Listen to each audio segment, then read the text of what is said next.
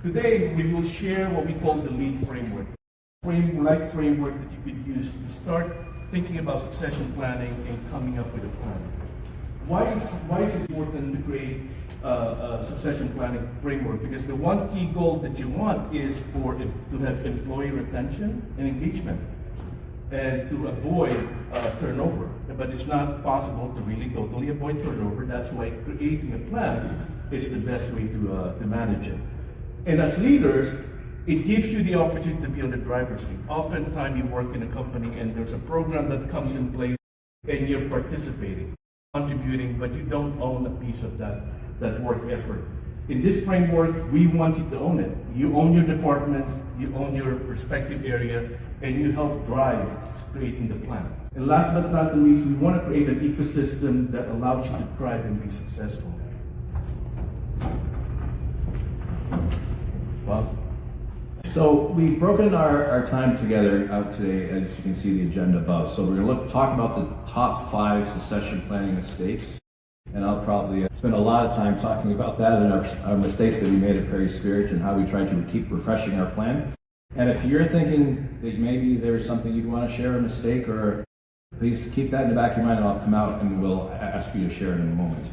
Then we'll talk a little bit more about the Prairie Spirit story and what was our compelling why. And as Will said, we're going to really get into the LEAD framework. I wish I would have known the LEAD framework 15 years ago when we started our succession planning story. And we'll make that applicable to kind of our journey at Prairie Spirit. And then we'll highlight some of the impacts for succession planning. So let's recover the top 5 succession planning mistakes. Number 1, waiting until it's urgent. One of your most important or key talent either resigned, retired, or got burned out. When that happened, what's the impact to your organization? Your employees are confused, they're concerned, and often affect their performance, and more importantly, morale. I think it's really important to take care of it while you have the time. So planning is really your best approach. Confusing replacement with readiness. Oftentimes, someone leaves, you immediately put out a rec, hire someone, and expect, well, it's gonna work. No, it doesn't work that way. It takes time. If you're lucky, we talk about weeks. You're lucky. Sometimes it's months for people to get used to the role, really understand the role, and also to get involved and understand the culture of the organization. Really, it's important to really focus on that. And failing to document knowledge and relationship. And I'm going to focus on relationship. When a person walked out the door, experience goes out, knowledge walks out, and more importantly, people think that the process and system documents it. No, they're not. And last but not least, relationship.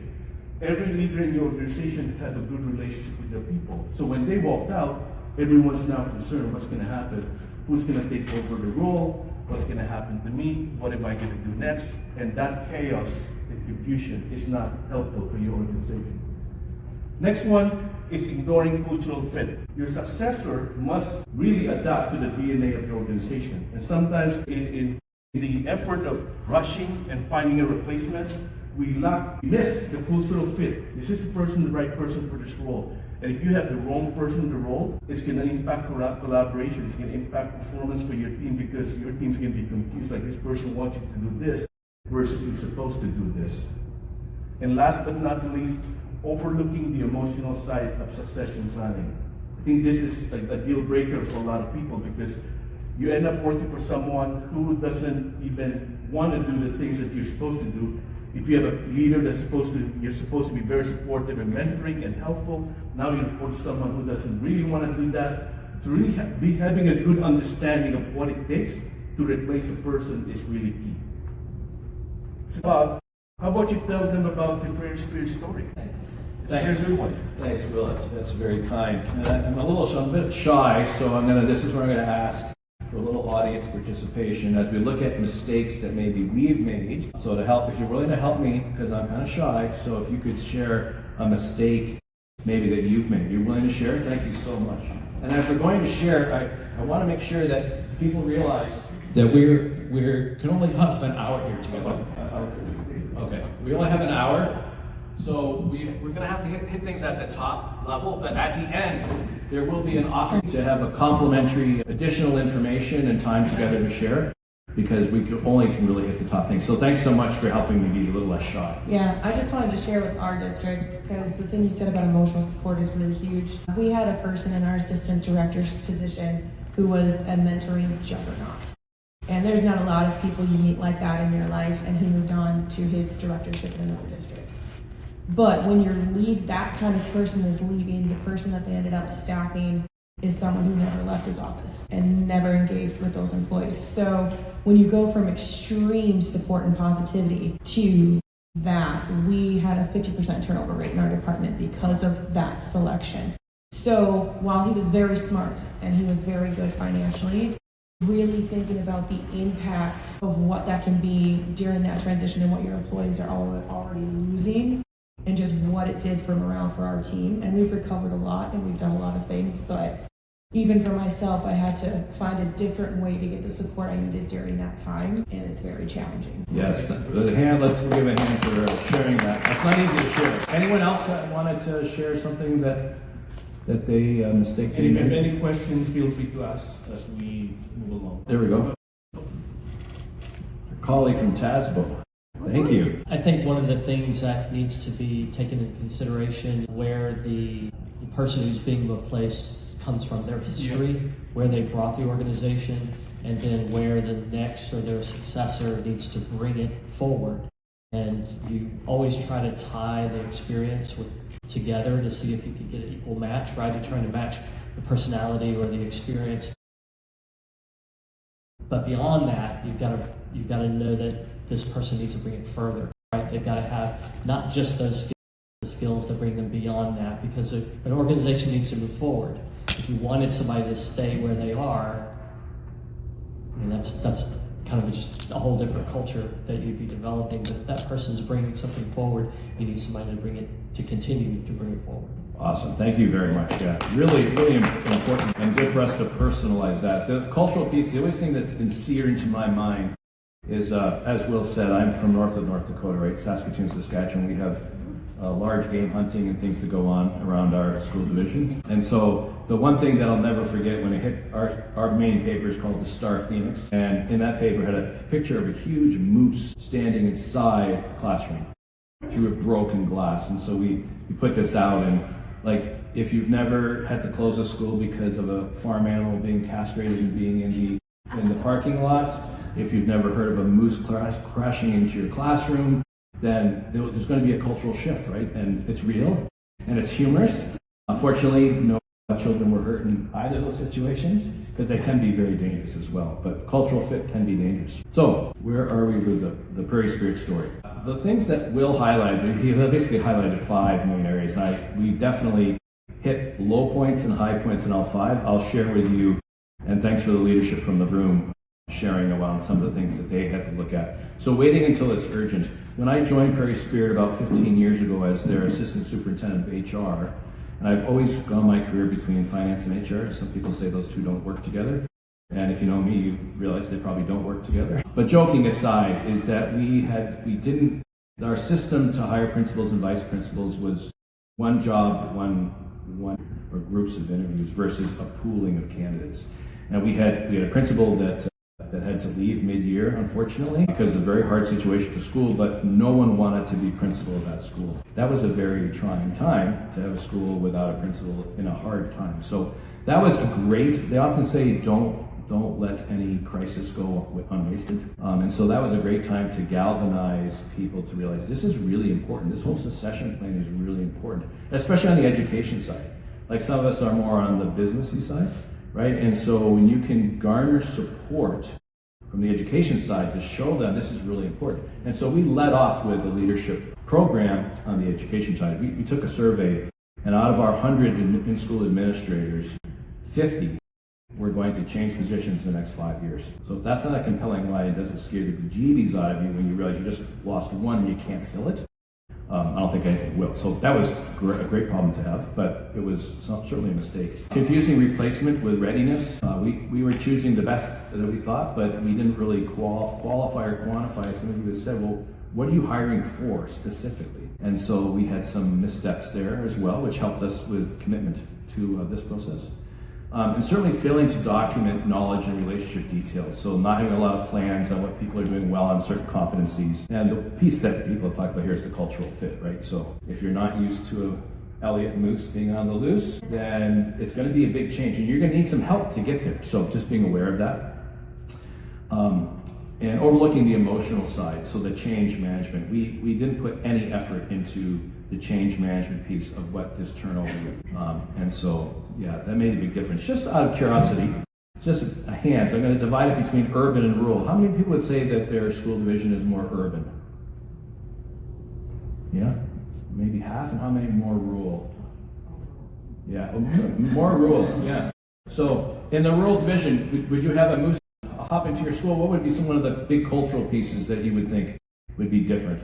If anyone's going to just share a shout out. Tractors and horses to school. They have days where it's nothing but a car day. Yeah. And they literally ride, and you'll just see horses going down Main Street. Yeah. Farm Everyone's very tractors. familiar with the farm communities. Yeah, yeah, and those differences can be celebrated, right? If they don't scare you too much, try to celebrate them, because what things that make us unique and give us a sense of place, I think, make a real difference as you're hiring leaders and training people. So as we move along here, we kind of divided things up into 4 major areas: purpose, roadmap, action, and results. So for us, the purpose, which I kind of already told you, we had an issue, and it's 45 people at that point. Now we just resurveyed it, it's 50 people now, the 50 positions. But so that was a big purpose. Everyone kind of agreed that this wasn't a one-off, this is a long-term strategic opportunity, which was good because we need to align our practices with what our division objectives were. And we heard that from the audience a little bit too, like where were you, where do you want to go? Those are significant pieces as you look at succession planning. And as we did that, of course, being more on the business side of the house, I was very keen to, I don't know if you heard the consulting term, give them what they want, but then give them what they need to. And so they know they wanted this succession planning for in-school administrators, but I knew we really needed it on the operations side of the house too, so we started integrating that. And so we actually defined what a successful outcome was, and it was that we'd be able to place an in-school administrator within a week of losing someone mid-year, which wasn't all that hard when we started hiring and having pools, pre-qualified people. And it was going to be a multi-year process, and so we're in year 15 now of that process. So we've learned a lot, and we have a lot more to learn. As far as the roadmap was, being kind of an academic myself on the side, if you will, I wanted to ground it in some sort of literature or theory, and this was the best, Rothwell's was the best piece I could come up with, but it was really like putting a round peg in a square hole. I so wish I would have had Will's kind of very pragmatic, practical process back then, because that would have solved me many sleepless nights. Well, I wish I would have met you 15 years ago. So you can see those pieces, and they're not linear, right? But at least it did ground it, like it did, especially for our MEds and PhDs and EdDs. Like it gave them, okay, they're just not fly-by-night, they're actually tying with some research, which was helpful at the time. It's just, this process I wouldn't necessarily suggest in K-12. So I talked before about competencies, right? What are you truly trying to hire? So we called it a placemat, but it really was just a big mat with these 5 competencies there. We word them a little differently now, but there wasn't much uptake. We hadn't given it much attention. We hadn't retested it with all of our in-school administrators or our operational staff leadership to say, is this what we really believe leadership at Prairie Spirit is now? So we went through a process, a group called Pondering Turtles that are Saskatchewan-based, and we said we want to make this real. Yeah, instead of thinking turtles. They do work fast. They're not as slow as their name may say, and this is not something I could ever come up with in a million years. So it was good to partner with them. But you can see the 5 main competencies across the top, right? And in each before it was just all prose, right? Just pages of prose. But this was something that people could actually look at and say, okay, yeah, I need to work on this area.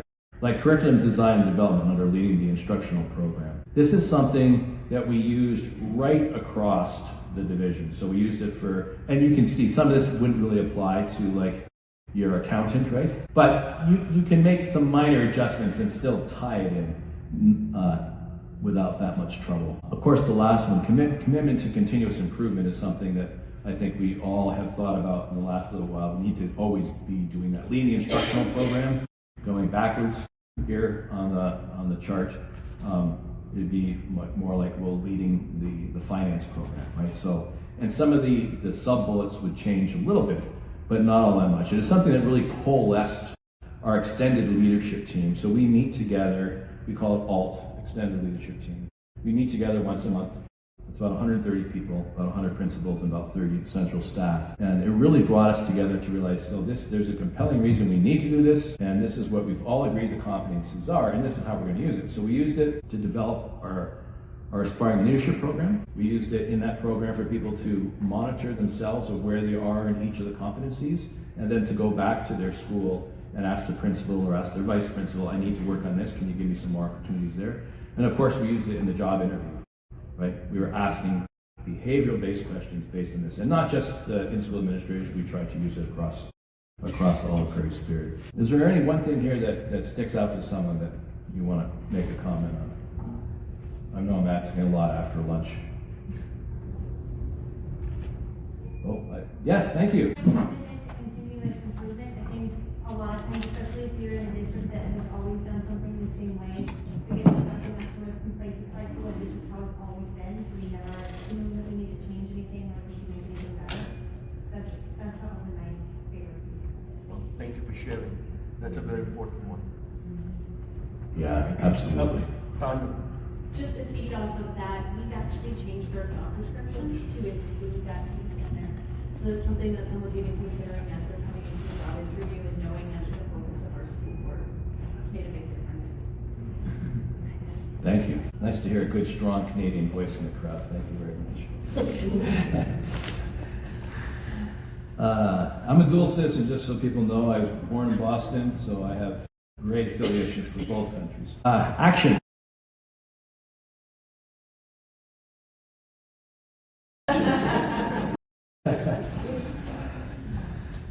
So one of the hardest things I think we can do in K-12, and probably any organization, is go through a continue start-stop process. I don't know if people are familiar with that kind of process or not, but it's when you, annually or semi-annually or once every decade, you got to figure out what are you going to continue to do, what are you going to stop doing. That's the tough one, right? And what are you going to bring on new and shiny? Those are the easy ones usually. It's the stop doing that is the breakfast of champions, right? That is not easy because we're all so passionate, so committed.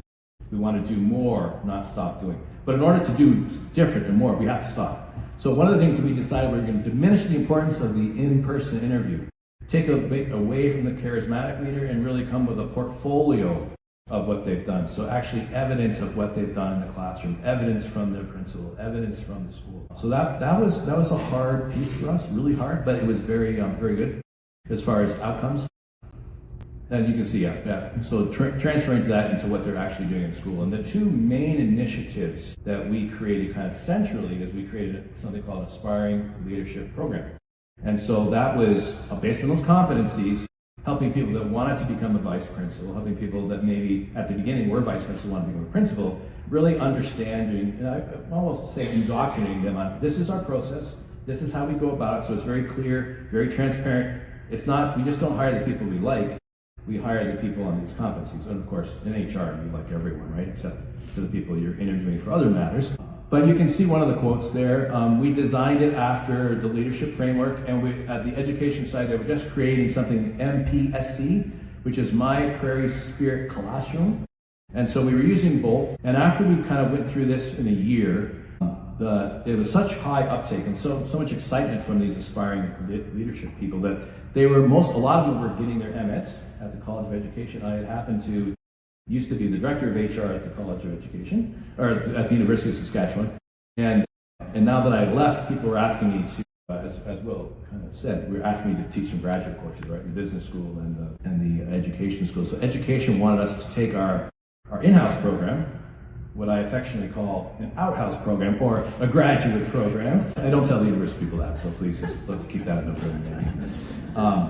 So that was very, very exciting, that process. It was fascinating. So we had other school district folks coming and getting their MEDs and taking kind of our Aspiring Leaders program. The other piece that we do, and we don't have a lot of time to talk about it today, but if you want that little teaser, we'll talk about it more potentially later if people are interested, is we realized that giving feedback was hard for everyone.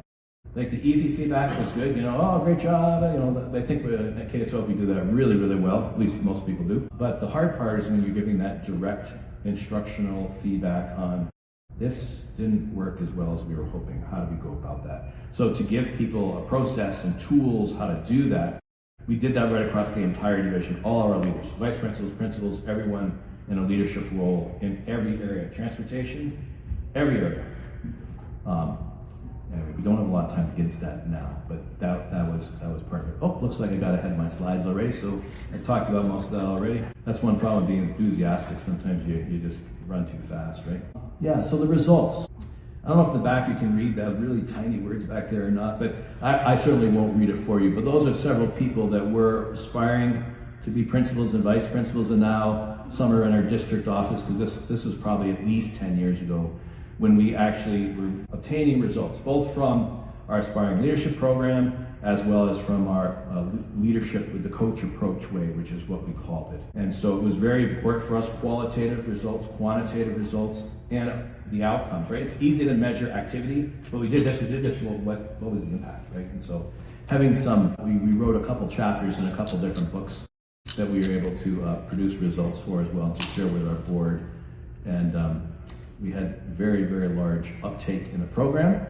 So good that our pipeline got too full. And so the last 4 years, we only interviewed for principals and vice principals every other year. And so strangely enough, right, you're always trying to check out the results. Where are we?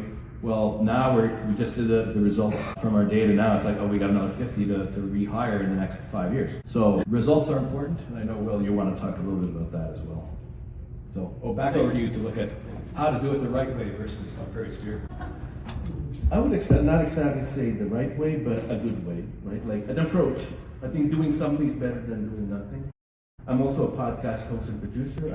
I was interviewing like climates, but it's a bit different in my opinion, because he doesn't just tell the gloom and doom, but he was talking about what all we can do.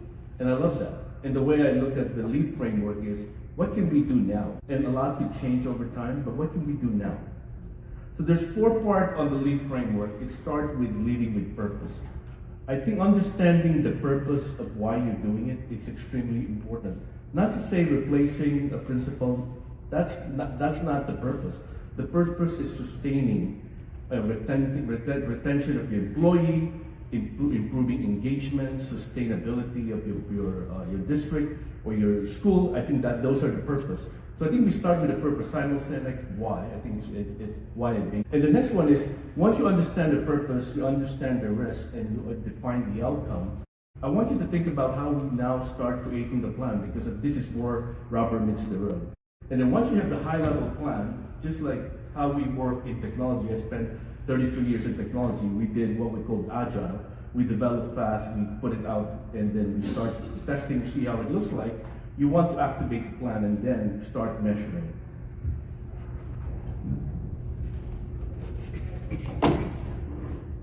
So lead with purpose, we start with the strategic objective, the why. Why are we doing a strategic plan? Why do you want a succession plan in your organization? What's the genesis for doing it? Is it because someone's leaving, or because you want a sustainable performance for your organization? So it's important to understand that and write it down. And oftentimes it's something we pass, just like, oh, it's replacing a principle, that's it. But it's not. We need to really think about the bigger why of why you want to do it. And then the next one you want to think about is, once you identify the why, what are the risks if you don't do it? The risk is performance will degrade, employee satisfaction is impacted, and not to mention, I think the parents will complain about not having a principal. I think identifying the risk is one of the ways for you to really support why you're doing it. And as you identify the risk, I want you to take it one step further. Define what are the odds of those happening, and then which risks are more important. Because like in anything we do, there's going to be a ton of risks, but there are certain risks we said we could take that risk because it's doable. There's a couple of people who could do it, or there's certain risks we can't do away with. It's going to be a big impact.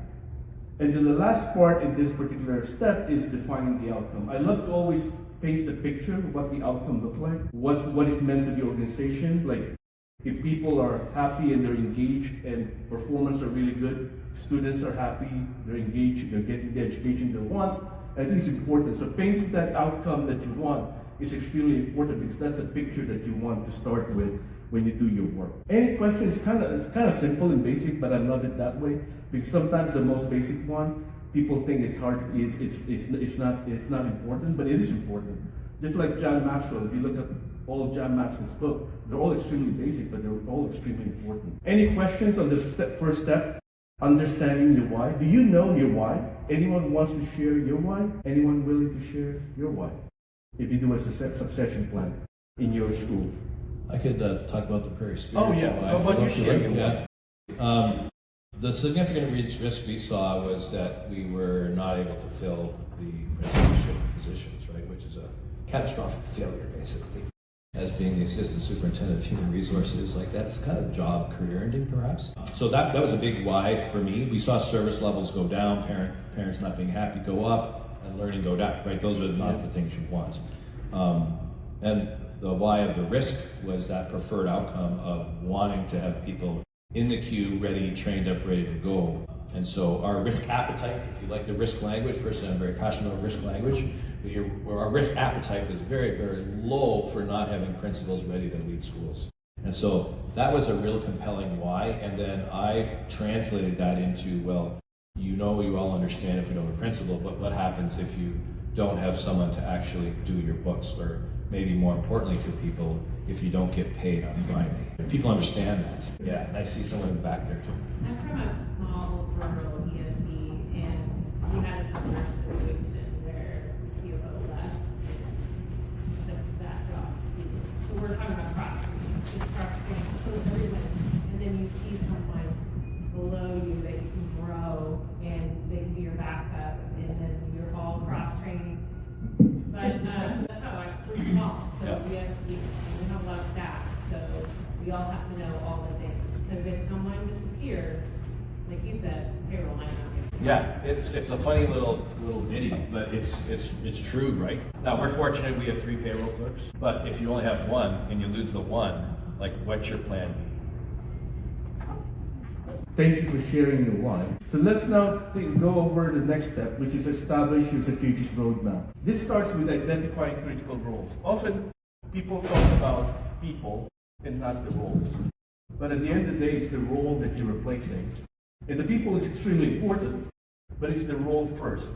So as you go through your plan, you want to identify what are the critical roles in your organization. Some of the examples that I learned from Bob are CFO, finance, facility, HR. Those are the roles that Bob shared with me. And I think those are the roles you want to think about. Each role, who's actually doing the role, the current one, who's currently sitting there doing the role. And you want to think about who's the next person who could potentially help and learn. And that's how you start your mapping. As you identify roles, for example, finance, controller, who's doing that role, maybe Mary, and then John is working under Mary, and John potentially could do that role, potentially. And then you also need to identify, as Bailey mentioned, what does Mary does right now that other people are not doing, mentoring, coaching. That's something you also need to take note of, because it's important. As you replace John with Mary, where John's replacing Mary, that John could perform some of those roles if he wants to. He would know that he needs to learn to be a coach. And that's how we start your critical role mapping. So you might not, if you have like 100 roles, you might not have 100 critical roles. You probably have 20, 30, 40. But you start with that, and you start building out your plan. And as you build out your plan, you go from critical roles to next level roles until you, maybe at some time, as you iterate, you could cover a lot of them. But start with a critical role that would prevent you from functioning properly, like payroll. Payroll person left, the only person, kind of stop. You need to make sure you take care of that one first. And the next one is identifying talent identification. What does that person currently do, right? What are their skills? Because it's important. Oftentimes we don't think about skills. We just say, Mary's doing this role, Mary's really good at it. You need to really look at what is Mary's skills. For that role, you need 10 skills, and Mary's doing 8 of them, but she's really good at it. But she needs to learn 2 more. So if John needs to take over that role, maybe John needs to learn the other 2, right? And I think that if you look at skill-based, then you could really map. It's not going to be 100%. When you try to create the plan, you'll at least be able to cover 70%. You're not going to completely lost. You're going to be able to function, but it's not going to be 100% because if Mary left, that's that job's roles, experience. But if John is shadowing Mary and learning, there's highly likely that John could perform that role in the meantime with other people supporting John. And then when you look at the talent identification, that then gives you that talent development plan. And that sort of is a way for you to kind of give commitment to your people that you're actually helping them grow and develop into another role or the next role that they might be interested in. And by doing that, you would say, okay, John, you're the backup for Mary. If Mary ever move up, you can take over the role, and you have 10 skills. You could do 6. You could learn 4 more. Let's create a talent development plan. In a way, it's a commitment to the person that you want them to grow, and also a pathway for them to move to the next level. And by doing this, you're showing your people a clear commitment to where you want them to be. So this plan is hard to do. It's hard to create, but it's very vital to the success of your overall succession plan. And don't rush it, because I've seen places where they rush it. They're like, oh, let's quickly map it. And before you know it, the person left, and the role that they didn't capture is the one that's most important because they didn't really take the time to do it. Just a question here. Yep. Hi, I'm from the UK, so we don't have school districts, but we do have schools that work together in groups. And the group that I'm working with at the moment is just 6 small primary schools, no more than 7 classes in each school.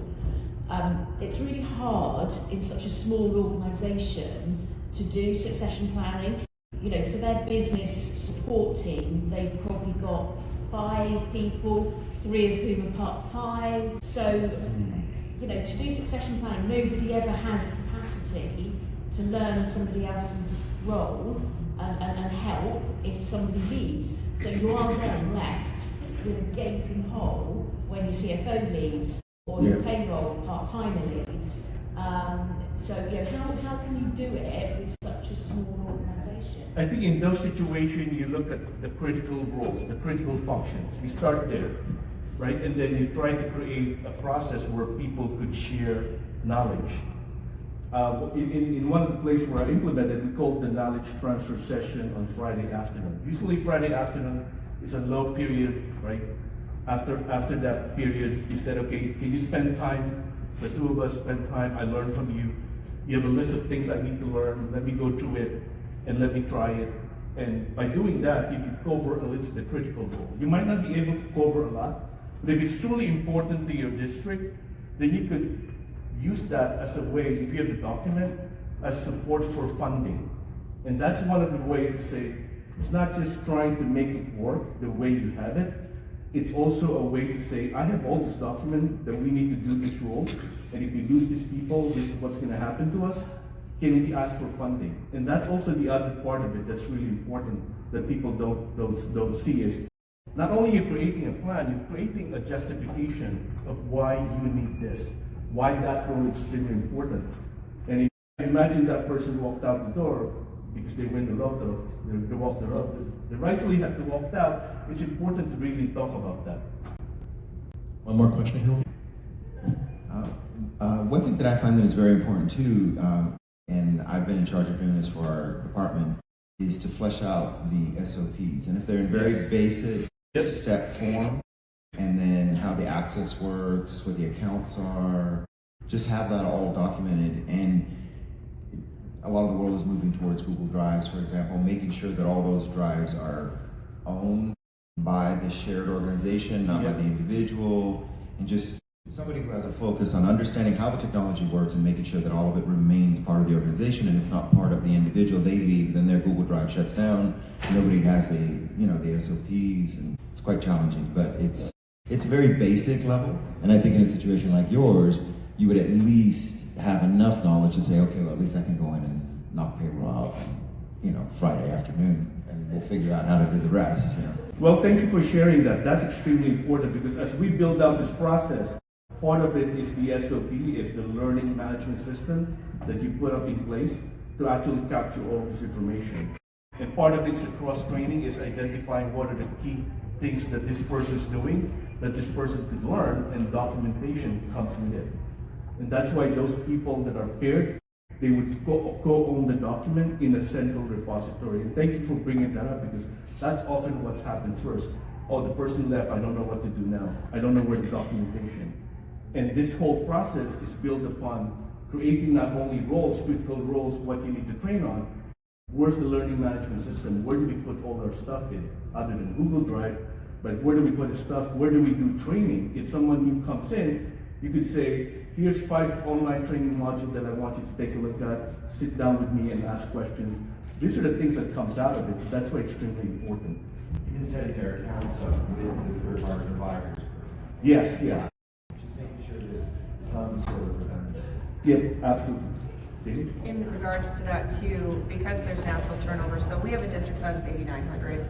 So teachers, clericals, it's turnover, like training documentation and things like that, where we have a starter packet that our department has done for what they do that impacts our office and the things that we do control. So like teaching them how to do a requisition for a purchase order, teaching them how to submit a request for payment, employee expense reimbursements, timesheets.